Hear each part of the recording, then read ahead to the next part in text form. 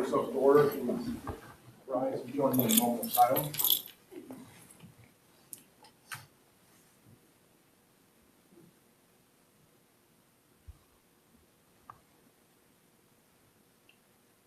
Thank you.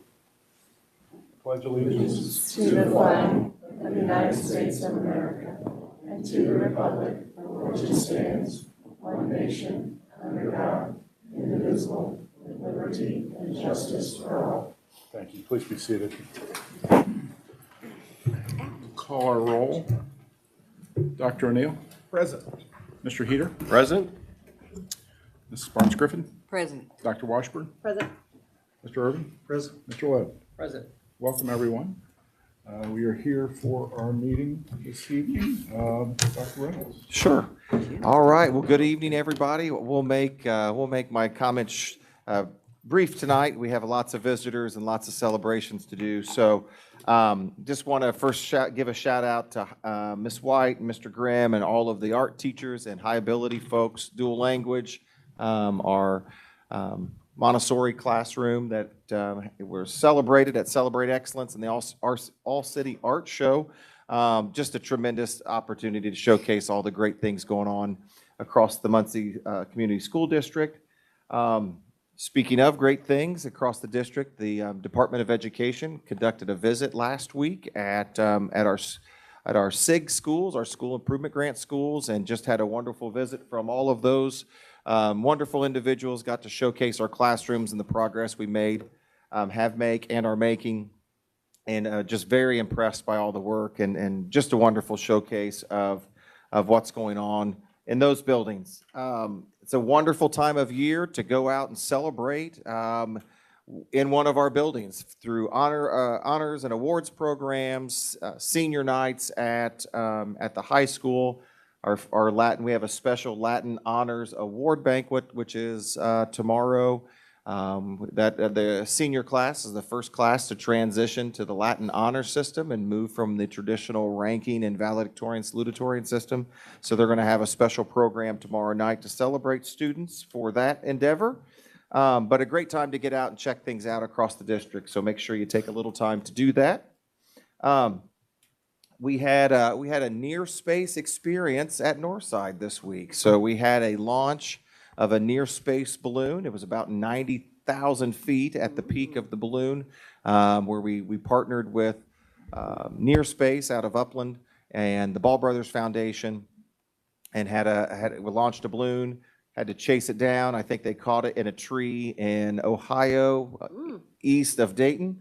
But it has lots of experiments attached to it, lots of microbits, where they're running experiments. So we'll do that at Central on Thursday. They have a balloon launch, and it was sponsored by the Ball Brothers Foundation and gifted to Near Space, and then Near Space gifted it to those buildings. So very cool. Looking forward to seeing the video. I've not seen the video yet, but it is a really neat experience for our students, and looking forward to that at Central. Mr. Graham, still have opportunities for our summer camps and programs online. I know that school is drawing to a close, so make sure you sign up for all your summer school program and experiences. And then speaking of the last days, enrollments for next school year, make sure you get on. We are just about where we were last year at this time, so still need lots of folks to continue to register and sign up so we can be prepared for next school year. So that enrollment window is open. If you're a current student and your family needs to complete the enrollment forms, it takes just a matter of minutes. If you're new to our school district, it takes just about maybe 7 to 12 minutes to complete. So get online and complete those forms. And then, of course, our last day of school is Friday, May 22nd. The only thing that I thought that might compare in excitement to the last day of school is showcasing our Northside Middle School eSports State Champion team in Marvel Rivals. So, Mr. Harder, you want to come up and just do a little introduction of folks and talk about the team, maybe introduce the students real quickly. Do you want me to maybe be on mic? Yes, please. Okay. Guys, talk just like this? Okay. Sorry, I've never done anything like this before. First of all, thank the school board for inviting us over here. I'll go through if I say your name. If you just want to stand up, wave, and then sit back down. Okay, or you can like say your grade, kind of like we did at the actual championship. So first up, we have Avon. Yeah, thank you. Tanner was our 7th grader. Okay. Bryce, another 7th grader. Dean is one of our 7th graders. Max is a 6th grader. Alexander is a 6th grader. Lucas is an 8th grader. Charles is an 8th grader. Parker is an 8th grader. And Jason as well is an 8th grader. They apparently didn't want to stand up. I understand. Yeah, each one of the kids. So we played Marvel Rivals for people not familiar, based off like Marvel comic books. Each kid gets to play as a certain character. We play against like many different middle schools throughout the season. We had a 7-1 season, ending up winning 3-1 in the state finals. So the kids worked really hard. Being able to work with Coach Harder has been amazing. Him inviting me into the esports program. Everyone at Northside has been so supportive, and we hope to continue this tradition of excellence as we're on to our second state champion in just a couple years. Yes, awesome.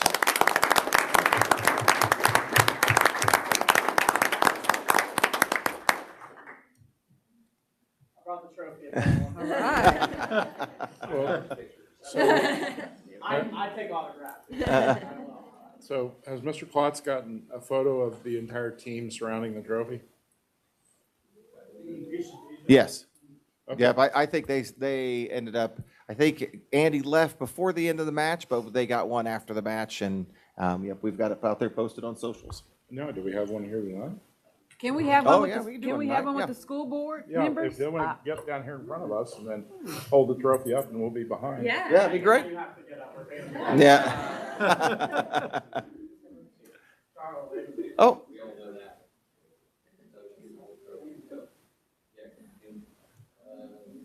Mr. Williams, I'm sorry. Mr. Williams, I didn't see you over there. I'm sorry. You're hiding behind the monitor there. Shorty's in the front, Holly's in the back. Yeah.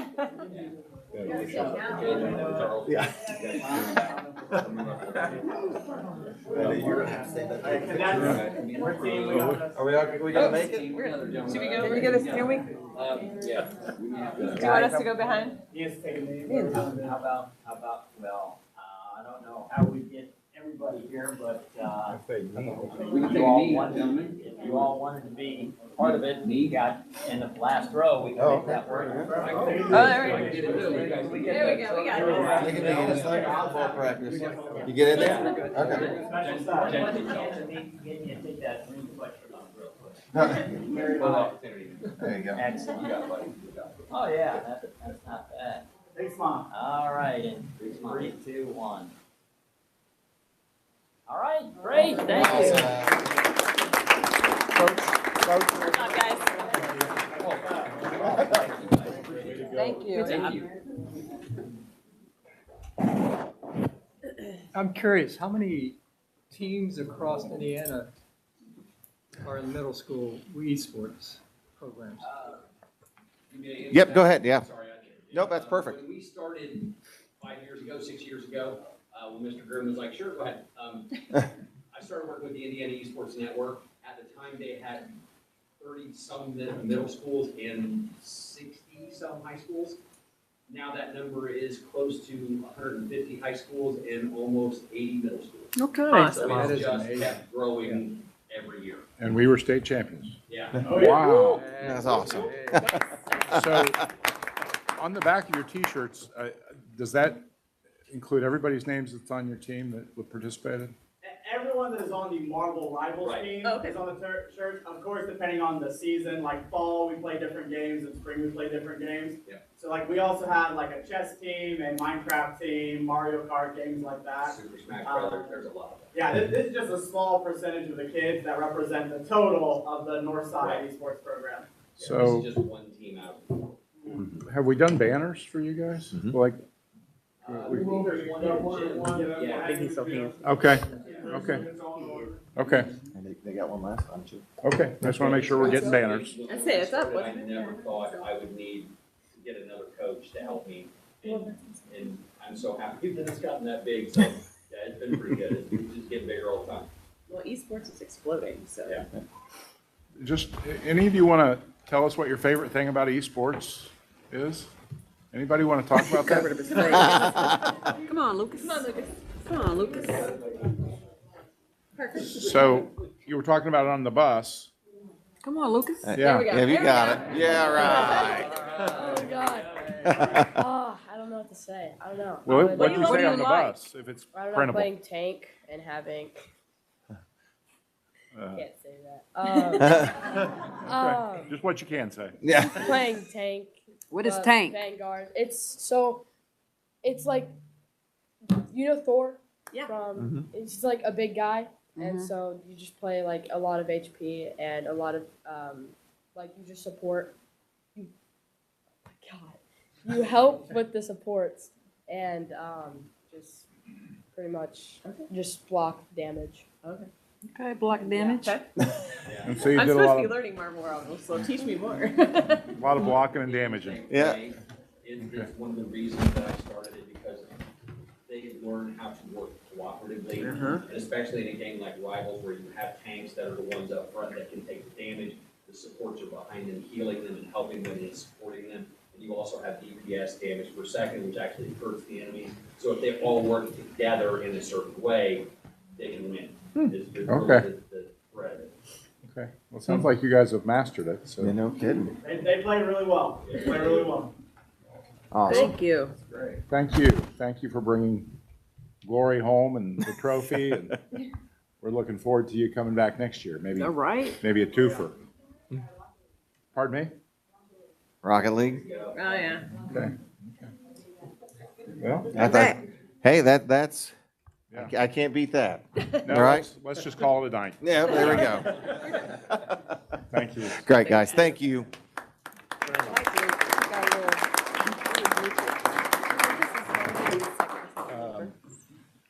So if there are folks who wish to take their exit, you're free to go now. Don't feel compelled to. Or you can stay and. Yep. Thank you all again. We appreciate it. Yes, Thank you. Thank you. Good job, guys. Okay, so we are moving on to Southside Middle School. Another great showcase. Yes, come on up.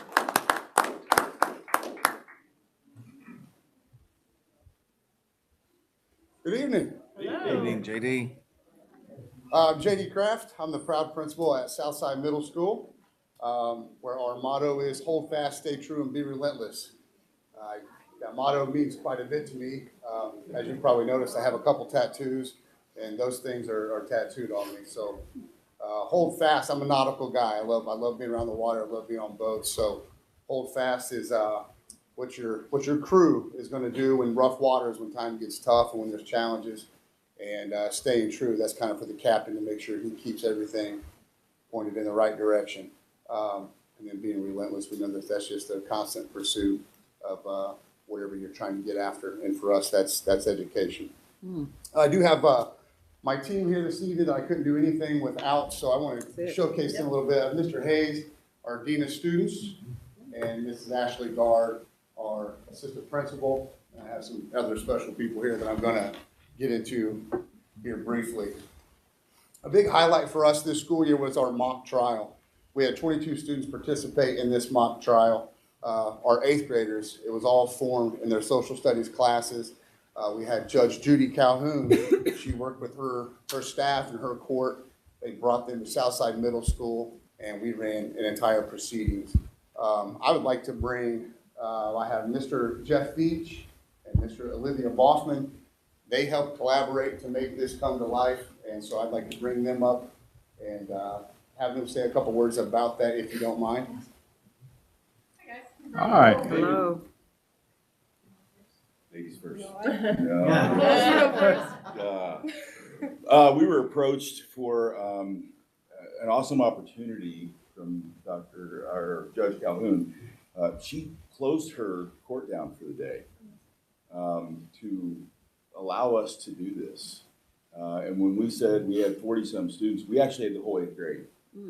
So all of the kids participated, even the ones that were out in the auditorium, because you and I know when we go to jury duty, if you're sitting in the back seats, you have to appreciate, be quiet, and she treated it that way. We had bailiffs, we had kids in all of the positions that you would see in a courtroom.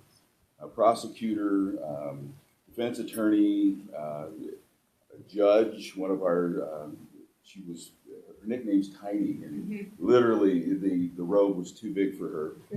But our bailiffs were the funniest, because if a student was getting out of line, the bailiff had to go out and escort them all the way to ISS, because Judge Calhoun said, "You will act like you are in my courtroom today." And so the kids got real world experience, immersive learning, even the ones watching, because we told them, you're going to be called for jury duty. Hopefully not in front of the judge, but she'll get to know you if that's the case. And it was an amazing 2 hours. The prosecutor, the defense attorney coached our kids in the trial portion. We had a full jury who went back and deliberated afterwards and came back. We thought they would come back with a guilty verdict, and they didn't. They came back with not guilty. And so it was all the kids could talk about all day long. I'm talking more and more. So I'm not one for talking first. But yeah, the kids worked really hard. We prepared them in our social studies classes. We also took them for a few of our preps. So we pulled them once or twice from their classes, their various classes. And we went over the entire trial with them, how a court hearing works, because for some of them, they had no idea how a court hearing works. They didn't know what all of the different roles were. And so after that, then we went through the case, what their parts were. We also worked on making sure all the kids were dressed professionally for it too. Like, that's a big thing. We want the kids to feel good while they're up there, right? Like, not sweatpants, sweatshirt, which I know is comfortable, but we wanted them to look nice, be presentable. And so they also had fun picking out clothes that they also could keep, which made me feel very fulfilled with that. And yeah, when they came back with the verdict, those jury kids took that very seriously. They were writing down questions. They each had a little notebook. They were writing down questions. They were asking questions. And so, I mean, they were thoughtful as well, which I was really impressed with. And they were deliberating it. I could hear them and see them kind of look at each other throughout the court trial. And overall, I was so very impressed with those 8th graders and the time that they put into it and the effort that they put into it, because it was relatable to some of their lives, because we used a scenario and we used characters from Stranger Things, because we're not using real names, obviously. And so one, that caught their attention pretty quickly. And two, using a real world scenario that some of them, like a traffic stop. They've probably seen someone or in a show or know someone who's been stopped in a traffic stop. And so using a traffic stop and then substances found in the car. Some of them, the kids listening in the audience are going to be intrigued by that, because they're like, what? You found something in a car that's, well, I don't remember what it was. Methamphetamines, yeah. Yeah, so they use methamphetamines as what was found in the car. And so then it's like, okay, it's intriguing using real life examples, got the kids in the audience to also want to pay more attention and listen to it. So overall, I was very proud of the students and the effort they put in. I think we were a little nervous at first with the weight of it, you know, methamphetamines. I think we were going to try to do like a cartoonish. Yeah, we were going to try that first. And with our 8th graders, they want real world. That's how we make the best connections in class. Exactly. And they saw that, and when you have pictures and this and that and the testimonies from they saw how hard it is to get up in front of someone and ask questions, answer questions, go through we taught them a little bit about everything, Socratic, questioning, things like that. So we've been able to parlay that out into our classes throughout the semester. We can't wait to do something else. I know Judge Calhoun wants to do this again with us next year and get into the classrooms. Yes. So we're really excited about what that looks like. Yeah, we talked about this earlier today. I was going to mention this really quickly. And how it was an experience that was able to be brought to our school instead of our kids having to go out somewhere, which made it a little easier on us. And all of the 8th graders could enjoy it, not just a select few.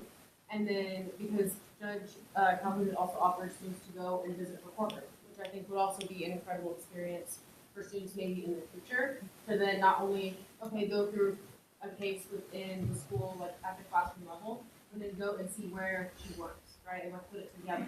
So it really brings it all home for the kids. So, yeah. These are two of our participants here. Excuse me, Honor Wesney and Faith Gabbard. Okay, hello. Hello. So we'll go over which one you job shadowed and give a little bit of insight on what you learned and what made it better. I was the acting prosecutor. Okay. It was a really interesting experience, actually. While it was something I didn't expect to have liked as much as I did, it was pretty fun. And I do wish I was more thoughtful about what it was actually going to be like, and I'm actually kind of excited to see some of my younger friends in other grades go through that next year or the year after. And she mentioned going to the judge's courthouse. I would love that. That sounds actually very fun and intriguing. So, okay. I was court reporter, and I also agree with how it was very interesting, and I really enjoyed it. I didn't expect to enjoy it as much, like Honor, as much as I did, like Honor said. I definitely agree with Honor again because I agree with everything he said. But I'm really excited to see if we start doing this every year, I'm really excited to see all the experiences people get to have, especially in younger grades below me and all that. Did the jury vote to convict? What'd you say? Did the jury vote to convict? No, they voted not guilty, which was very surprising to me. I definitely felt Spoken like a prosecutor. Yeah, I mean, they were in handcuffs, right? Did you have handcuffs? Unfortunately not. No, but when they brought them in and Okay. the bailiffs got Okay. to wear and do all of that. One of the things I want to bring out is the one who actually got to get up and go over and get questions from our jury. Oh, yeah. And Judge Calhoun was shocked at not only the rapidity, but the intellect shown by our students in the questions they were asking about the trial, about certain things that were said. Each one of them had notebooks and were writing them down, and she said, "You guys do better than most of my years." So we were really excited about that part, and the kids did a great job. They really did. So, Absolutely, yeah. Actually, I did get to hear most of the questions since I was right there, and I would definitely agree with that. A lot of the kids were so into asking questions, especially the jury. And I really liked seeing that, and I really liked how everybody was engaged with it. so what did it make you, how did it make you feel about the justice system overall? That's an interesting question in itself, I guess. And I'm really curious to hear your answer about that. Yeah. It definitely made me, I already kind of think about that stuff, even if that sounds a little weird for a kid. No, not at all.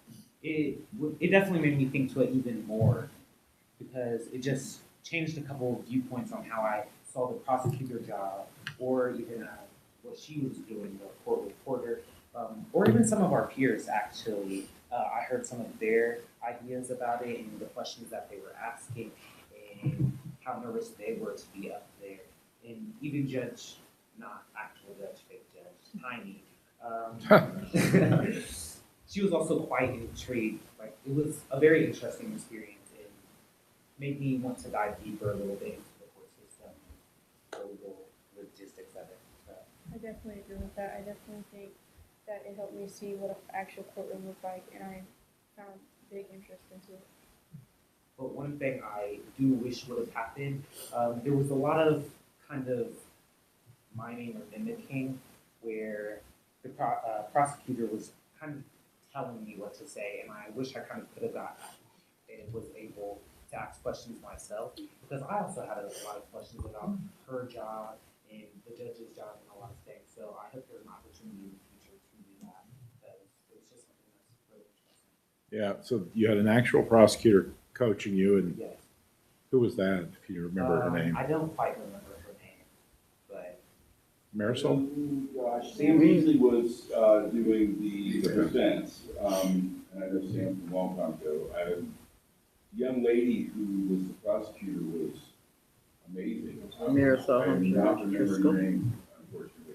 I just Driscoll? know that when we were asking about that and the folks, Judge Calhoun just said, closing my court and I'm bringing all my people.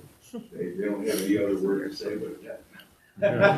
So I think she showed them not only the strength and the power that a judge had, but she really did a great job of mentoring them to that. We did a video call, conference call with her one day in my room.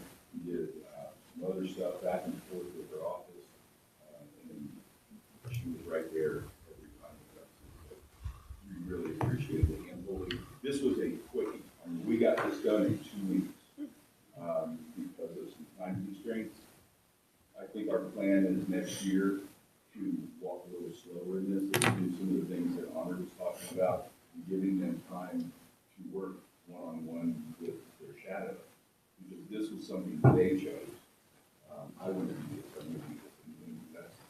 Did they bring a packet for this, or did they? Yes, sir. We had like some of the partial script. That's kind of what we did during our prep, was we walked them through why you asked this, why you asked that, and. How to address everyone. Right. We Oh, go that was over a their big one. individual roles. Yeah. Yeah, the addressing individuals is different, like yes, man, against honor, et cetera. It's joyful to see when the kids are up there talking to them, and then they're kind of, like they kind of, not cower back a little bit, but they realize this is a professional setting. They have to act in a bit of a different manner. And then you see someone step up to the occasion and kind of step into that role, and it was wonderful to see that with all of them. One thing that I found particularly interesting was the order / sequence that the questions and activities were happening. I say activities, but it was one thing. Just that was really interesting to me, and I don't think any of me or my peers knew at the time. And it was very different from what you see on the show. You know, being told like the whole time, right, like, this is not the same as a movie, not the same as a like it's going to be different, and it was, and just something I very much liked. Either of you thought about why the level of formality in terms of the structure of how we address one another, the order that's present, why that's a critical part of how we administer justice? I personally believe that addressing someone the correct way is just a respectful thing, and I believe that it helps really show the power that someone has over you. Yeah, I mean, it conveys the seriousness of what you're doing. Right. And ultimately, when you're in that courtroom, you're not, there's a degree of freedom. Judges don't control armies. They don't control the state. They're an independent branch of government. And so ultimately, one of the sources of their authority is the dignity with which they conduct the process. And once that goes away and it starts becoming more chaotic or hurly-burly, then the process loses that grandeur that makes people want to obey it. So the same rule applies in school, by the way. So, Mr. Kraft, thank you for bringing. Thanks, guys. Folks, great job. Question, did you videotape it? Did you videotape this? Is it available? We videoed it, and we were going to live stream it, and we had a sound problem. So we have, you can see it. But you can't hear it. You can't hear it, that's the best. Yeah, so what our Panther TV is gonna do is, they're going to take, so we have the entire thing filmed. There was a sound issue probably 15 minutes into it. So what they're gonna do is we're gonna put together a 5 or 10 minute collage, and then kind of have the teachers speak over it, have some people add to it. So it'll be a nice little production. And the reason I ask is, well, twofold, it'd be fun to watch it Second, it takes me back to the kids that went, Mrs. Snyder's class, that went to city council to introduce a resolution. Yep. Introducing them, the kiddos, more and more to that type of opportunity is wonderful. And if kids could see what went on at city council meeting, the same thing here, what a great learning experience. Right. But you had everybody in the assembly room or the auditorium watching this? Okay. This is great. I love it. Thank you. Thank you. Nice job, guys. Looking at some of our goals for Southside Middle School for this year, what you see right here is our attendance. We look at the last couple years in comparison to this year. You can look month to month. We stayed ahead of where we were the year before. It seems as though at the end of the year here, we're going to have about a 3% increase in our attendance rate. 3% might not seem like a bunch, but that's a pretty big jump. And we're going to continue to do things to make sure those attendance numbers keep rising. And I'm just really proud of that to grow that number right there. The next frame you'll see here is our academic goals. So looking at our checkpoints, we take checkpoints at the middle school. We'll take 3 checkpoints throughout the year before the summative. Those checkpoints encompass particular standards for math and English. So it's tough to kind of compare checkpoint 1 to checkpoint 2 because it's a different set of standards. However, we set our goals to want to grow each checkpoint. So what I have highlighted up here are just some situations where we actually grew. If you look at that 8th grade math, at checkpoint 1, we were about 7.5. We jumped to that 19.7. That continued to be the theme for that grade level going into the 3rd checkpoint as well. In terms of math, from checkpoint 1 to checkpoint 2, we grew each time, much larger percentage. And so I'm confident that we're going to continue to grow that number, but really proud to make those jumps from 1 to 2. And we're excited to see what our scores look like with the summative. So we're expecting some growth there as well. Behavior goals. We want to keep kids in school. Kids' lives are better when they're in school. They're learning when they're in school. Our job is to try to keep them there. So we're pretty proud of the work we've done here as well. If you look at what's highlighted, those are the months that we stayed below where we were in previous years. So we're just making sure that we're keeping kids in school and we're growing. Those last couple months there, we jumped up just a touch. But overall, right now, we're looking at a 6.5% decrease in out-of-school suspensions. So again, we're getting close to that 10% is a goal for our school. 6.5 is growth. We kept more kids in the building this year than we have in previous years, which means more class time and more learning being done. So again, proud of that. We're looking to grow and move the needle in all 3 of those categories, and we're doing that, and we plan to continue to do that. Our ECA involvement, extracurriculars, we know that students do better when they're involved in the life of the school, socially, mentally, and academically. We had about 70% of our students involved in an extracurricular or a co-curricular. So next year, we want to jump that up, right? We want to keep growing that and get 100% of our kids eventually involved in something other than just coming to school and then going home. And we have an array of things that we offer here that you can see. The latest and greatest addition to Southside Middle School is Panther TV, which I have been extremely impressed with each week, putting out awesome productions. You see these kiddos in the hallways and in the classrooms, and then they put this production out on Fridays, and it's amazing. It's just phenomenal. I try to get people in my family and even outside of education, log on and watch these kids. They're awesome. So really, really proud of that, and we want to continue to grow our ECA and co-curricular involvement. So here's a thank you. The projects we have going on at Southside Middle School, I couldn't be more excited. Right now, that's an actual picture of our gym floor. It doesn't look like that now. They've pretty much taken that entire first layer off. But we will have a brand new gym floor heading into the next school year. Really excited. It's been great working with Brad on that. And can't wait to see the finished product. And our basketball players and volleyball players and cheerleaders are going to be super excited to see that as well. We will also be doing a track renovation. So our track needed a little work, and we're fortunate enough to get that done this summer, so that'll be looking good next year. We sent all of our track meets away this year. So next year, my goal was bring 100% of them back, and run on that track. So looking forward to that. Tennis court renovation. So we all know pickleball is one of the fastest growing sports in the world right now. So getting those redone will allow us to look to add some tennis. Maybe it starts off in-house and we grow to a team, and also give us an opportunity to be a part of the pickleball community and grow that with our kiddos as well. So thank you for your involvement in that. We appreciate it. I truly feel that I have one of the most beautiful schools in the district, and having these things updated just makes it even better. So much appreciated. Looking forward, we want to continue. We call it the swag bag, or your bag. That's your behavior, your attendance, and grades. Next year, we're going to bag checks, where our counselors will pull kids down. They'll check their behavior, attendance, and grades, and we'll set goals with kids as we move on. So we want to continue to grow all aspects of the bag there. Personal goal for me is to increase our honors numbers. Those honor students, those scores on the state test matter. Classroom performance matters.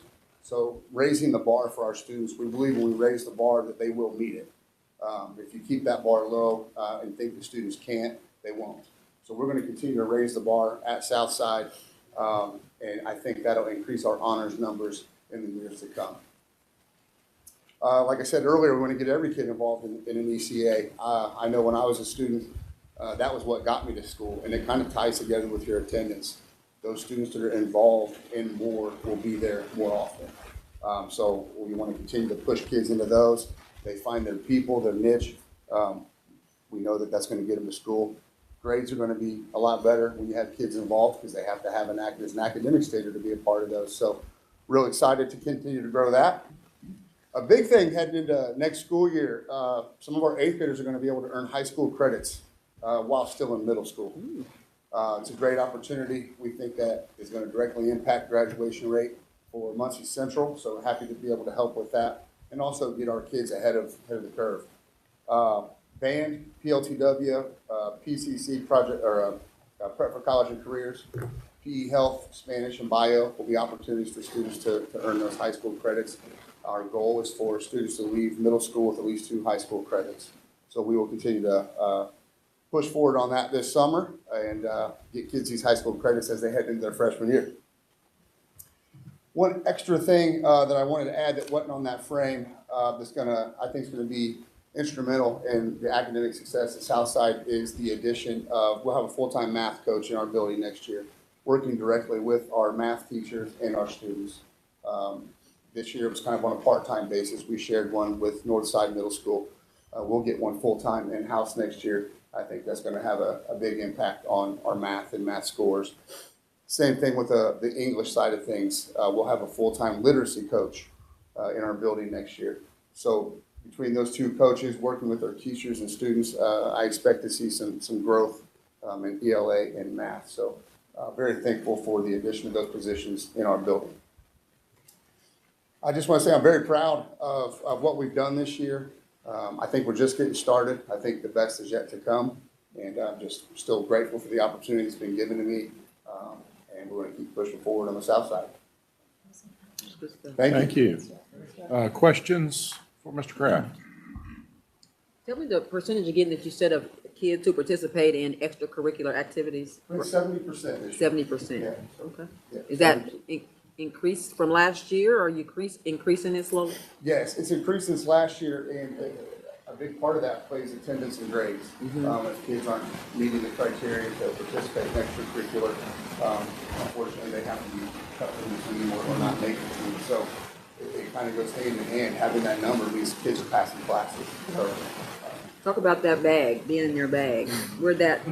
Yeah, I like that. that. The behavior, attendance, and grades. Those are the 3 things that we think will promote student success, is having good behavior, good attendance, and good grades. So, like I mentioned, our counselors will take the charge, or lead the charge on that, pulling kids down and looking at the behavior, the attendance, and grades, and set some goals for those kids so that they can continue to grow.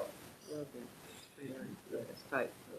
So based on what I heard as part of your presentation, we're seeing growth across grade levels. Is that accurate? On many levels. Yeah, okay. Math and English language arts, or I'm trying to see here. So what you're looking at is you're looking at from checkpoint 1 to checkpoint 2, those percentages tend to go up. There's a couple spots where they tend to go up, but it's kind of tricky because, like I mentioned, it's not the same set of standards that you're Correct. testing. So, but I think the growth stems from teachers really digging into those standards, having good tier 1 teaching, and then following up with remediation and getting buy-in. That's going to help lead into that next checkpoint. So, though they're not directly related, overall, I think it speaks to growth in the classroom. So on your math checkpoint 2, you had significant growth from checkpoint 1, correct? Yes, and if you look at checkpoint 2 for our 8th grade, our goal was 13%. We hit about 19.7% on there, so we exceeded our goal there. And I'll say we did that in a grade that had some challenges with having many of those 8th graders went a long time without having a teacher in the classroom, just someone leaving and trying to get that spot filled. So one of our 8th grade teachers was really, Mr. Zhang, he really took charge in there, brought kids from that classroom to his classroom, and just really worked really hard to get those kids where they needed to be. So really proud of him as well. Is there anything you need? Not off the top of my head. I'm just really thankful for the support that I've had this year. Mr. Grimm, Mrs. Polk-Meek, Dr. Reynolds, Dr. Bell. I have felt a ton of support. Anything I've asked for, they've responded. So just really excited to continue to grow as a leader. I'm thankful. Yeah, we're thankful as well. I mean, I think you've had a really good year down there. It's your first year, right? As Yes, leading sir. the building. So, yeah, I think first year's hard, and they're all hard, but first year's maybe a little harder. But yeah, no, I think from what I've seen when I've been in the building, I think it seems like you're continuing to make progress and growth from, again, where we were in 2018, in between. So thank you for your work. Any other questions? Just another one, I forgot. Elementary is located in the south side of Wilson, Southview, some of either. Some, and a few from Westview. And some from Westview. Any further questions? A comment, just want to say thank you for being your authentic self. I love that you show up who you are and that our kids talk about it all the time. And so, yeah, kudos to you. Thank you. Thank you, I appreciate that. Anything additional? Yeah, thank you for your work. Thank you. Thank you.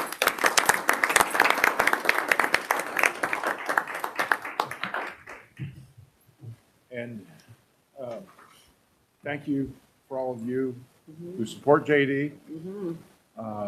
We appreciate it. I'm down there with some frequency, and I just feel very, very affectionate and fond of that building, and enjoy coming down. And the Panther Pantry is amazing, and so yes, thank you for your work and for staying with MCS and our families and our students. So Ashley, this is, how many months have you been at this now? January. So you're coming back, right? Okay. Enough to put you on the spot.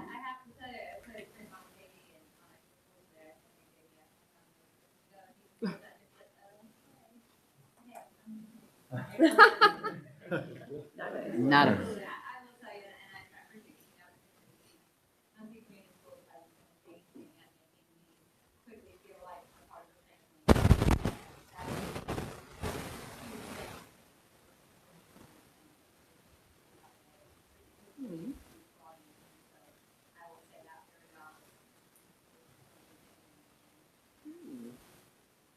Well, Thank you. I've heard through those tin cans that we put to our ears that we're pretty darn fortunate to have you. So, yeah, and do they still use it? Do just do that anymore?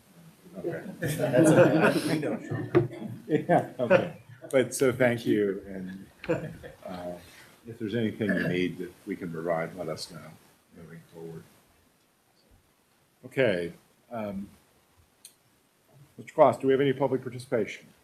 Okay, we're on to our consent agenda. And we have, as part of that, a Muncie Public Library Board reappointment. Is Jennifer here? No? No. Okay. Any other questions regarding the items in the consent agenda? No. If not, we'll entertain a motion to approve. So moved. Been moved. Do I hear a second? Second. All those in favor signify by aye. Aye. Pose same sign. Thank Jennifer on our. Yes, please do.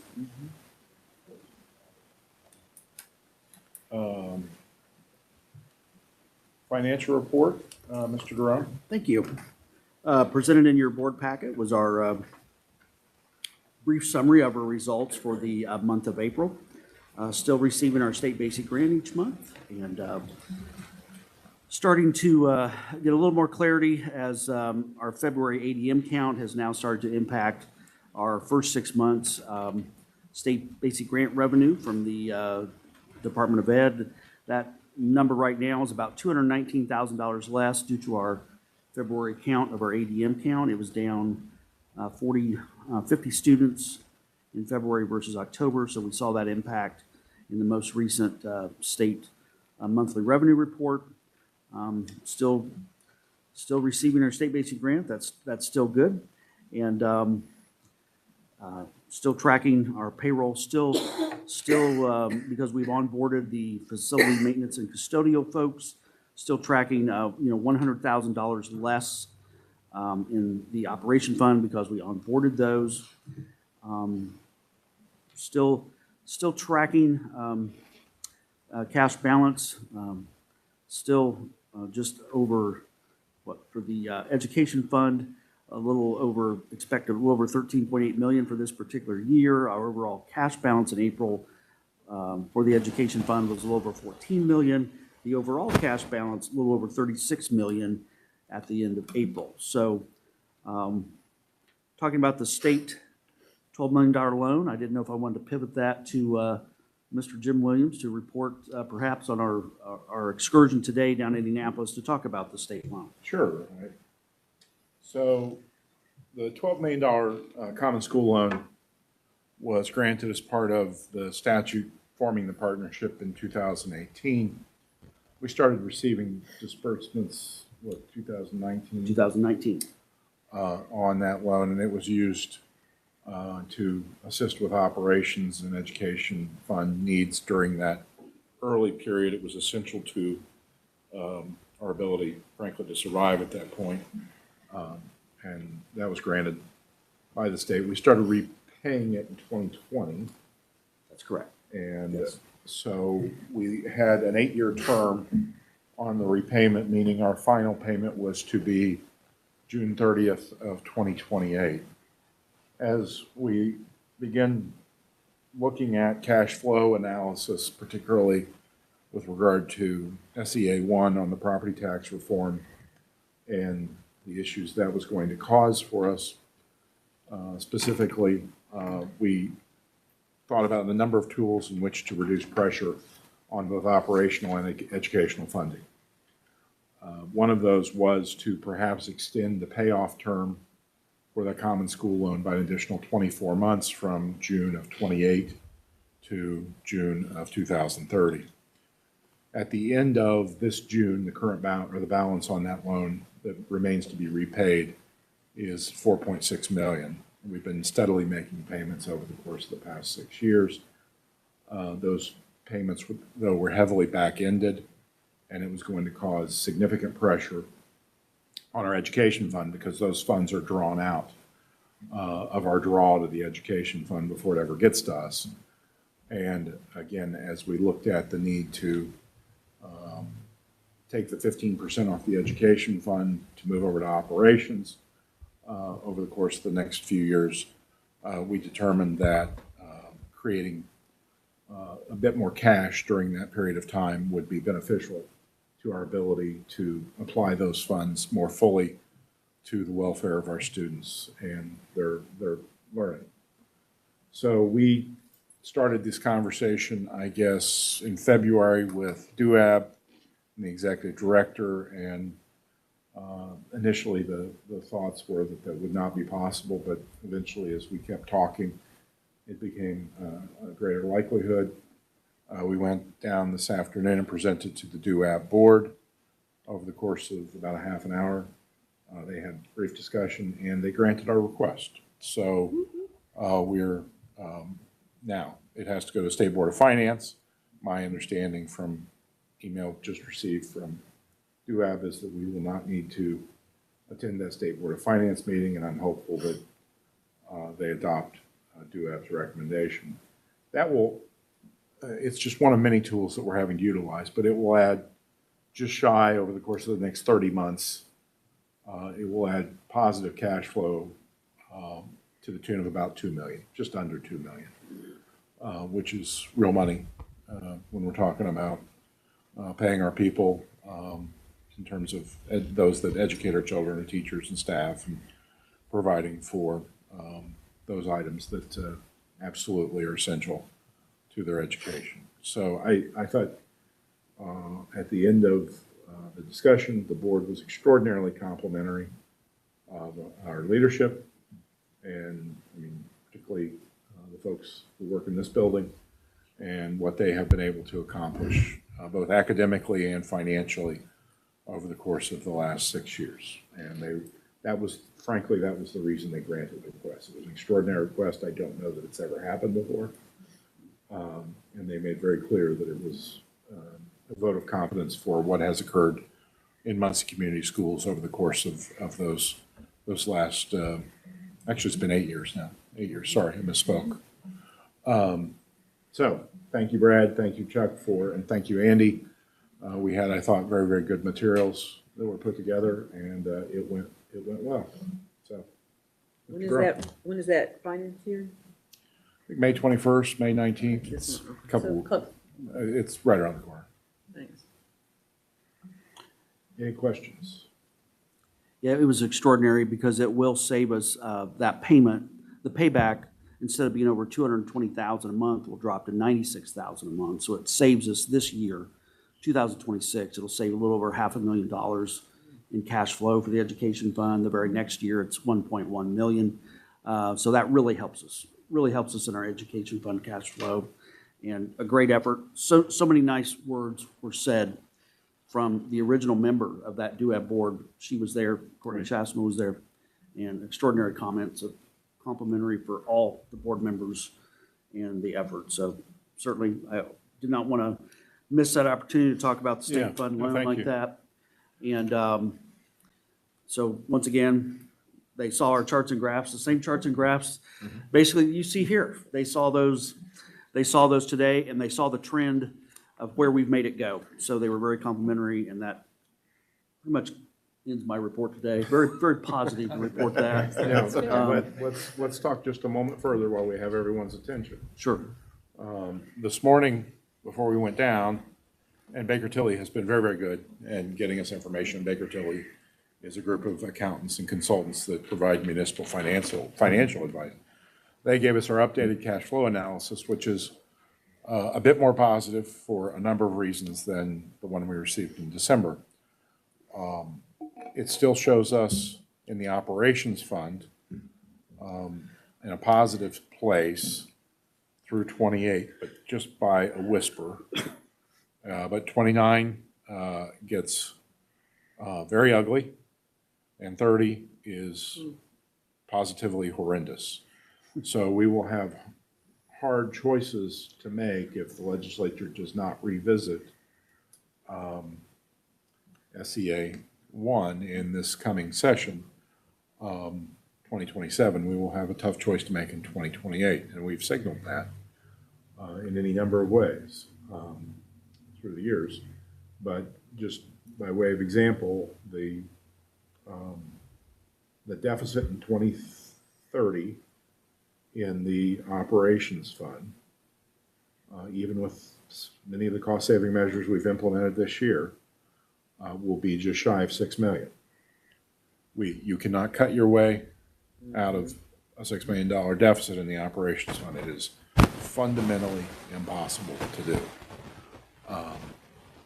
And the reason, in part, we're able to now make it through 28 is, again, a testament to the work that's been done around this table and in our buildings in terms of some of the austerity that has taken place and the planning that has taken place over the course of the next 12 months. But I don't, while it's a positive day, understand that we still have some very, very serious looming challenges. We're not alone in that by any stretch. My understanding is there's, at this point, 60-plus referenda scheduled for this November at school corporations. 60. Around the state. I think I read an article that it could be up to 100 over the next 2 years. Yeah, so. And to be clear, to address this, they have to do it in the long session. Correct. 2027. 2027, it will have to be done. If not there, then it's not good. Then everybody's gonna, we're gonna all be figuring out how to make it work. So, okay. Sorry, I did not want that to get away. Oh, that's okay. Thank you. Go ahead, Mr. Grum. Anything else, or are you good? I'm good. Okay. I'm good. We are on to food service projects. Me again, yes. The next thing I had on your board agenda, this is an action item, awarding construction manager as constructor for a food service project for this particular summer project. Not a big project, some revisions to the serving line at Southside Middle School and revisions to adding new dishwashing equipment at Muncie Northside. The guesstimate for that particular project in total might be $800,000 to maybe $1 million. Core Construction, we're bringing them as the recommendation tonight. We conducted the bid process. It's 5% is the fee that they're going to charge us, which would be roughly $50,000 for that particular project. They're already our construction manager in place throughout the district. They're able to help provide that service. It helps protect me because it would be spending federal funds out of the food service fund. So when we have to comply with the Davis-Bacon Wage Act, this provides the better way to do that because of tracking of that. So that's my recommendation to the school board tonight, is to award the CMC contract to Core Construction for this food service project. Okay, you have heard Mr. Jerome's recommendation. Do you have any questions? If no questions, I would entertain a motion. Move to approve. Second. Been moved and seconded. All in favor signify by aye. Aye. Opposed, same sign. We'll show it passing. We're on to the employee handbook. Dr. Bell? Good evening, President Williams, Board of Trustees, Dr. Reynolds. I'm asking that you approve our updated handbook. Last time we updated it was May of 2025, and so we'd like to update it, including those 3 areas down below. With the custodial staff will be on a 90-day probation period. Follow the completion of their 90-day probation period, they will be eligible to receive vacation and receive their benefits. And then the second is the official closing days. Their delays and closing has been in our handbook, but Dr. Reynolds came out with a spreadsheet back in December. And so we put this in the last page as Amendment A, so that is there. That covers all the staff, support staff, teachers, certified staff, and administrators, so that everyone's clear. For those delay days, our custodial staff and maintenance staff are considered essential. So whether schools are closed or not, they show up to make sure the buildings are in good conditions during those difficult weather days. And then the last thing is page 24 with attendance and tardies. The first paragraph talks about attendance records will be taken into account when considering employees for promotions or advancements or pay increases or transfers. And actually, we will now include evaluations. Attendance and evaluations will be a part of that. Okay. Any questions regarding those proposed changes? Hearing none, would entertain a motion. So moved. Do I hear a second? Second. Moved and seconded. All those in favor signify by aye. Aye. Opposed, same sign. Family and Student Support Guide. You? Mr. Yep, Grimm? that's me. President Williams, Board, Dr. Reynolds, and Cabinet. Thank you. Tonight, making a motion to present the 26-27 Student and Family Handbook updates. We update this every year in the spring. I appreciate all of Cindy's hard work because the handbook was a several hundred-page document that was not ADA compliant, and now it is. So looks a lot better on our website. If you go there, it is easier. It's a little simpler to get through.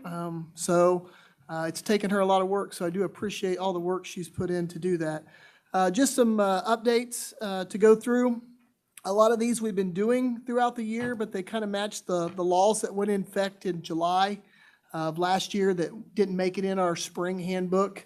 Not that we haven't been doing them, but now they're officially in there. One of that's on bullying. There's just some new language as far as how quickly you have to update parents of the accused and the victim there for bullying. That new language is in our handbook. Probably the one that the handbook committee talked about the most was the cell phone policy. So we had to update our high school cell phone policy to actually match the middle school. Those devices will have to be put in lockers for our high school students next year, just like they are for the middle school. And it also includes lots of different devices that weren't in the previous policy with like smart watches and things like that have to be put up as well. So they have to be powered off and inaccessible during the school day. So our language now reflects that. There are some criteria where a student could have their cell phone depending on their IEP or 504 plan or some different things like that, translation device for multilingual learners. But for the most part, they will be issued a school device, and that is the only electronic device they should have with them during the school day. So we've kind of laid out the plans for what happens if they are in violation of that there in the handbook for the administrators to follow. Attendance, we updated to the new attendance law. There's been some new definitions around what counts as an absence, what doesn't over the last year.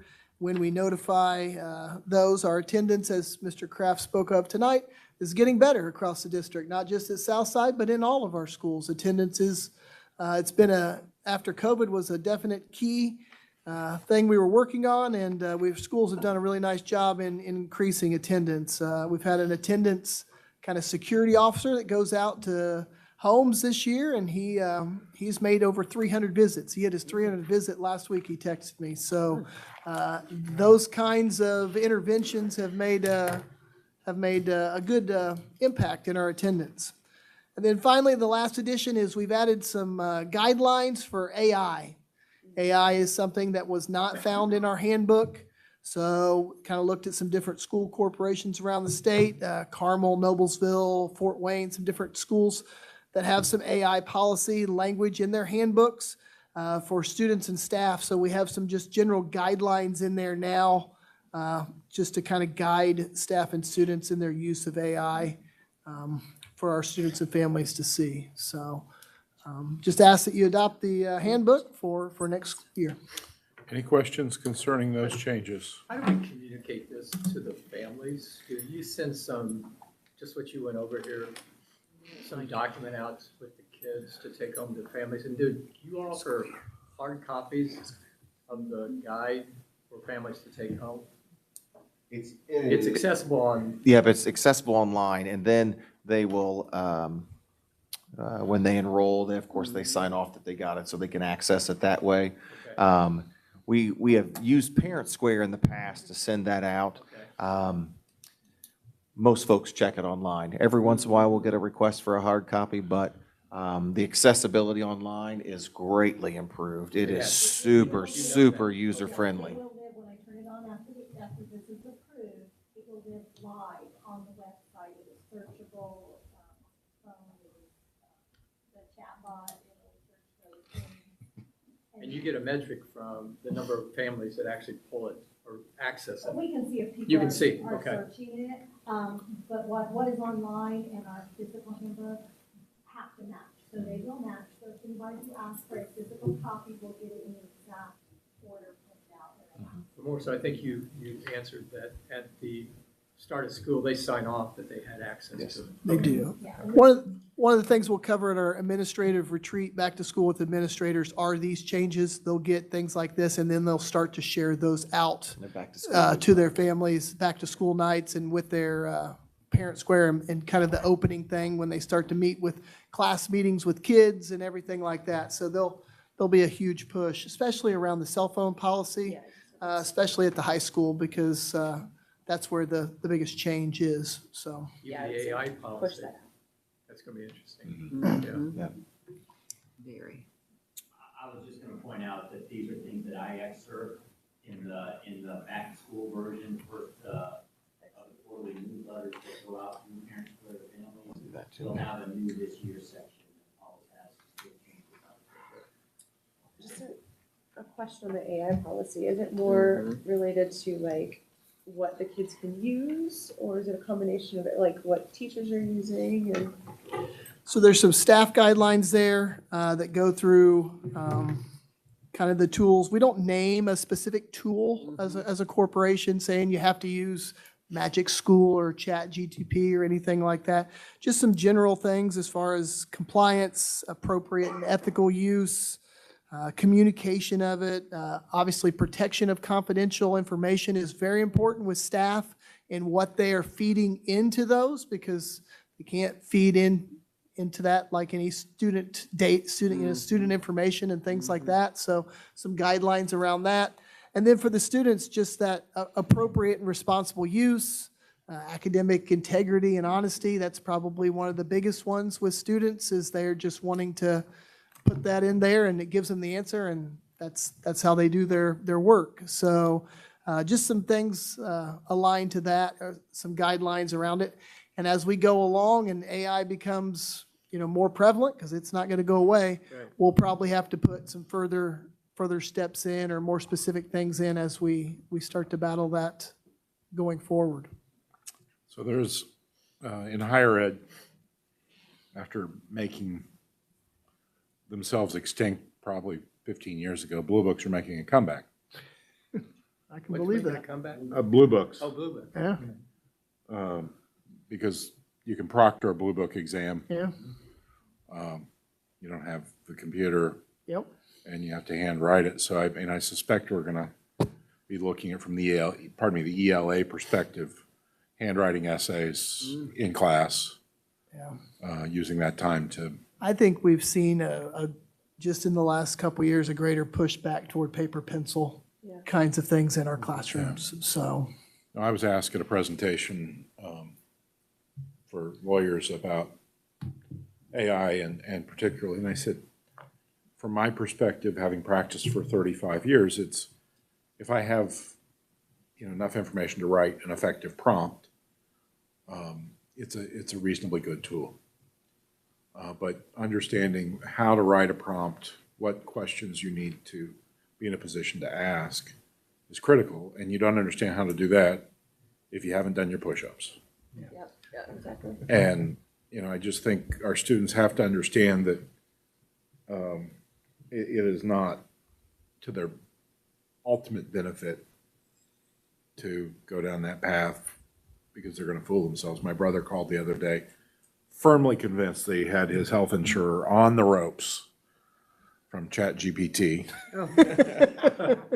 And he talked to me for a few minutes about his argument, and I said, that's fine, except it doesn't apply to you. And he goes, why? And I said, because you don't have Obamacare. The regulation you're talking about was particular to that statute. And he goes, oh, darn you, Chat GPT. I fight Dr. Google every day. Yeah, so. One of the interesting things going through the scholarship process was essays. That, a lot of them went back to handwriting the essays because people were throwing their essay into ChatGPT. Yeah. Well, it's an interesting time. Did you use AI to write your AI policy? We did not. Okay. Thank you. Hey, I tell you what, we had an issue at our church with our some of our technology for our music and, well, audio and video stuff that I've been working on and getting consultants and all that for probably 2 or 3 months. And I just didn't automatically think about AI, but somebody suggested it, and I just talked to my phone, and it just went, doo, doo, doo, doo, doo. I did exactly what it said, and it solved the problem just now. It's pretty impressive. Well, that was the speaker at, Yeah. at SBA he was fabulous, but made me think about AI a completely different way but it's coming.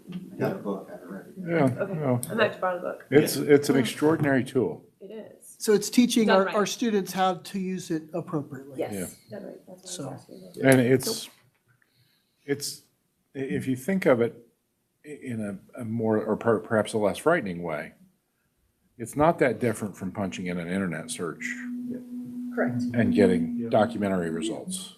It's just putting it in narrative form, but it is still, it's not fail-proof But bad information in and versus bad information out. And you have to be in a position where you have enough foundational knowledge to be able to know what you don't know. So, okay. Any additional questions? Thank you. You're welcome. Would entertain a motion to approve? So moved. Second. All in favor signify by aye. Aye. Those same sign. Okay, board dialogue, couple things. Go ahead. We need to go back and approve the financial Finance, report. yeah. Oh, Brad's financial report? I move approval. So, Okay, do I second. hear a second? Second. Oh, We have a second, the motion. All in favor signify by aye. Aye. Sorry. That's all right. No, I appreciate the catch. I was completely absorbed with talking about the cash flow. We have graduation at Central, June 1st. Board members need to be there between 6:30 and 7, no later than 7. And then you'll be ready to go on stage at 7:20. So exciting time of year. Look forward to that. I want to take just a moment and recognize again the leadership group sitting around this table. Dr. Reynolds, Mr. Jerome, Dr. Bell, yes. Mr. Grimm, Ms. Polkmeek, Heidi. I represent some school corporations. And when you talk about updating your employee handbook, updating your family and student support guide and handbook on an annual basis, and what we've done over the last 8 years in terms of cleaning out some of the old, that is unique in the world where I live. You will find policies that go back to the old township schools in some of those books. So the fact that you have kept them up to date, we've updated them, you've kept them up to date, and you deal with it every year is a remarkable accomplishment. It's good for our families, good for our students. It helps us remain focused. So thank you for that effort. Second point on, with regard to the meeting at DUAP today, Courtney Shaftsma was there as a board member. She was the executive director in 2018 when, at that time, I believe Steve Edwards and I went down early in this journey. And she could not have been more kind. I mean, I certainly recognized her and chatted. And just, there are, you know, we oftentimes find ourselves in positions where we may question the wisdom of the state. But with regard to the partnership and as it concerns that DUAP board and many other branches of state government, we have been recognized, and they have met us more than halfway in a number of occasions. So I don't want to leave without recognizing that, because that's a testament to both the wisdom of those folks who work in that state office building down there and to the work that has been done around this table. With that, Is there anything further that anybody wants to talk about? Anything at all? Okay, we have our next meeting, is what day? June something. June 9th. So we have a little bit of a break here. Any media this evening, Mr. Klotz? Would entertain a motion to adjourn. So moved. Second. All in favor signify by aye. Aye. Pose same sign. You know what I'd love to have? The tango. I'd love to have media at our meetings. And I'm wondering if we could have Central start a newspaper Bearcat Production. and attend our, Bearcat Broadcasting is gonna Yeah, be we gotta off say the, Bearcat Broadcasting, right? they will be off and running next school year. okay. Well, I think they should attend our board meetings and write articles. That's a great idea. Like we could rotate between like Panther, that. Panther TV. Oh, yeah, Titan we could get TV. Titan TV, Titan North TV, and South Side, Southside, Panther TV. Panther, Yeah. Panther So, Vision. thank you, everyone. Have a nice evening. I was listening to a podcast today, and it's an Ohio State podcast, and they were talking about football, and so they're going through each of the games. So